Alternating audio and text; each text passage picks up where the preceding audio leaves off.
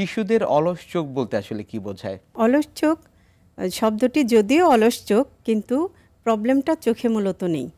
প্রবলেমটা হচ্ছে আমাদের চোখের সাথে ব্রেনের যে নিউরোলজিক্যাল কানেকশন থাকে, সেইখানে যদি কোনো প্রকারের সমস্যা হয় তখনই এই অলস চোখ সমস্যাটা তৈরি হয়। এটা যদি আমি একটু বুঝিয়ে বলতে চাই, তাহলে আপনাকে বোঝাতে হবে যে আমরা কিভাবে দেখি। আমাদের দুটো চোখ মূলত দুটো ক্যামেরার মতন কাজ করছে। এখানে সে শুধু ইমেজটাকে ক্যাপচার করে কিছু নিউরোলজিক্যাল কানেকশন বা নার্ভসের মাধ্যমে পাঠিয়ে দিচ্ছে ব্রেনের কাছে। ব্রেন সেই ইমেজটাকে বা ছবিগুলোটাকে পরিষ্কার ছবিতে তৈরি করছে।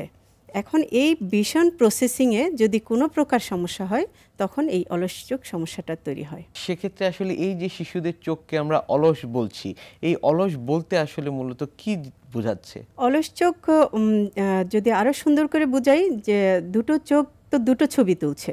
এখন এই দুটো ছবিকে যদি একটা সিঙ্গেল ইমেজে আমরা কনভার্ট না করি বা একটা সিঙ্গেল ছবিতে পরিণত না হয়, ব্রেন যদি এটা করতে ব্যর্থ হয়, যেমন একটা চোখ যদি বাঁকা থাকে, তখন ওই আরেকটা চোখের সাথে কিন্তু সে ফিউশন হতে পারছে না।